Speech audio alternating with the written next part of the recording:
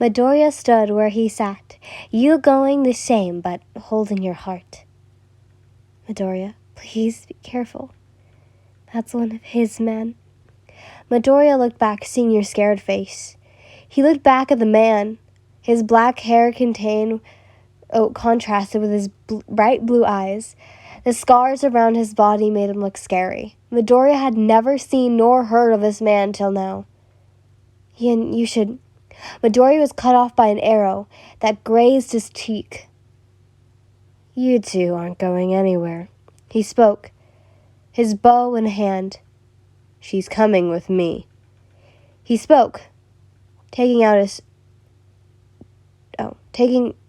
taking out his sword. Midoriya readied his sword. I hope the last thing you see is her face when you lose. He smirked, running towards Midoriya, sword ready. Midoriya blocking his attack. You saw the dude's hand going towards his arm, Midoriya's arm, in fact. You couldn't let this happen. You had to do something. So, you knew he was going to burn his arm. You had just to do something. But what? I'll go with you, you shouted, both of them looking at you. Please don't hurt him, you continued. Midoriya, lower your sword, please. You spoke. Midoriya sighed and backed away. You walked up to the man, your head down. Can I have a few words with him? You spoke. Just hurry up, he spat. You looked back, going to Midoriya.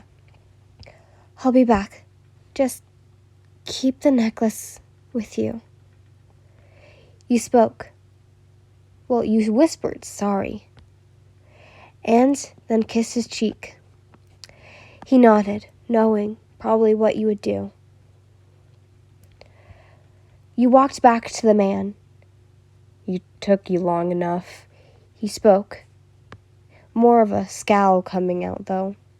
Grabbing you by the arm, you looked back to see Midoriya with an angered face.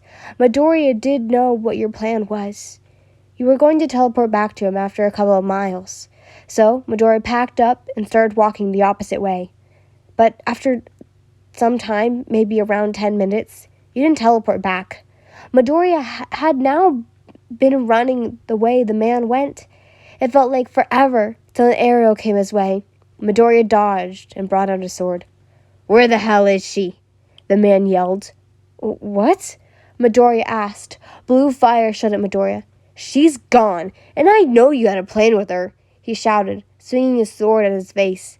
We did, but she never came back. Midoriya blocked every attack.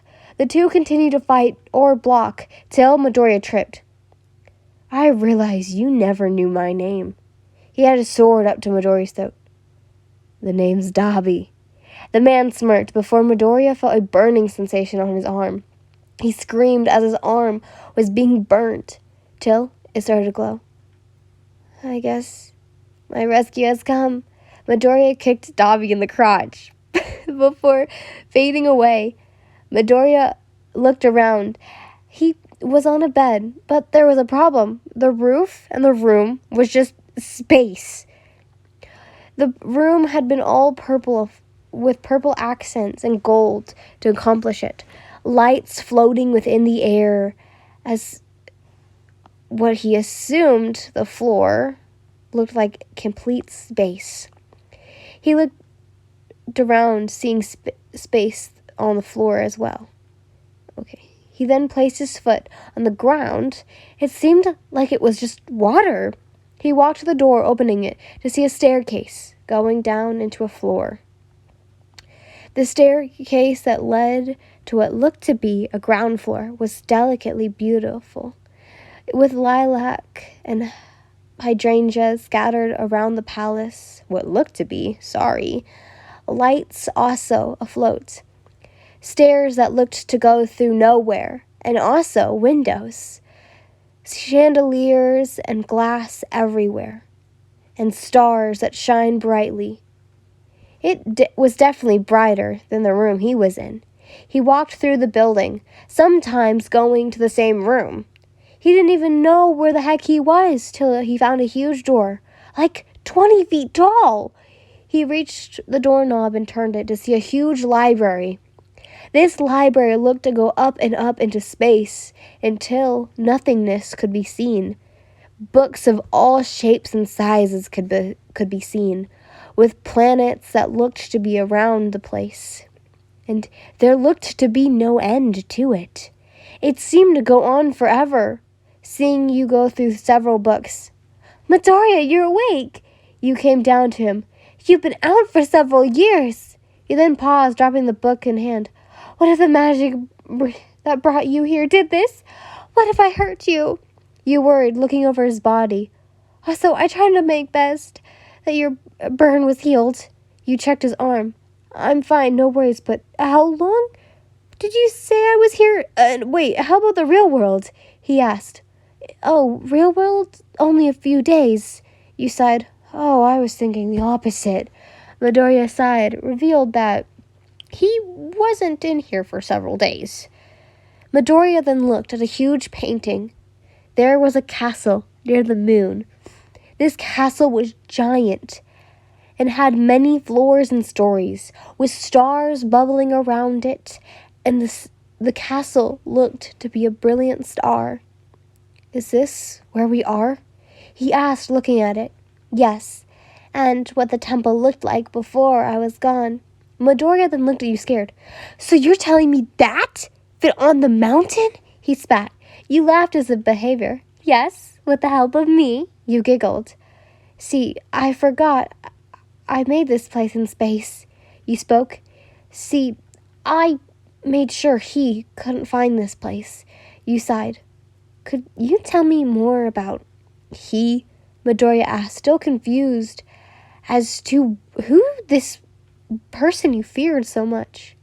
"See, Midoriya, when good is created, so is evil. So when I was brought from the dust of the world as a being of pure good, and so he was also born." You paused. "So he's your brother?" Midoriya yelled. No. You shook your head. "He is the same as me, but we have no blood relation to me." You placed a hand on your chest. "When I created humans, animals, and everything else, I gave the freedom to do anything they wanted, and they choose to cultivate the land and grow. But when he got bored, he would play with them, creating wars, natural disasters, and sickness." Midoriya's face had fallen. "His name is Shigaraki." You finished.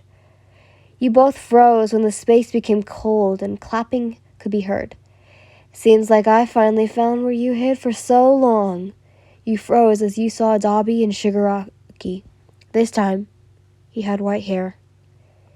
"You had to hide for way too long. I have to come and claim what is mine." Shigaraki spoke, with a ball of darkness readied at Midoriya. "You knew you can't just turn yourself in. It would cost the whole world." Midoriya then walked in front of you, sword ready. "I'll face you for the hand of the goddess Yin with a death match." Shigaraki and Dobby chuckled at Midoriya's words. "Then let's make some rules then." Shigaraki walked over to the tip of Midoriya's sword. "If you lose, I'll do it right in front of you with Yin. If I lose," he thought for a moment. "You get to decide." He spoke. "You'll leave Yin in the world alone forever." Midoriya spoke. Shigaraki chuckled, snapping his fingers. Changing into a gladiator ring, you stood in the stands, forced to sit and watch. "Let's get this going." Shigaraki started flying a huge black mass towards Midoriya.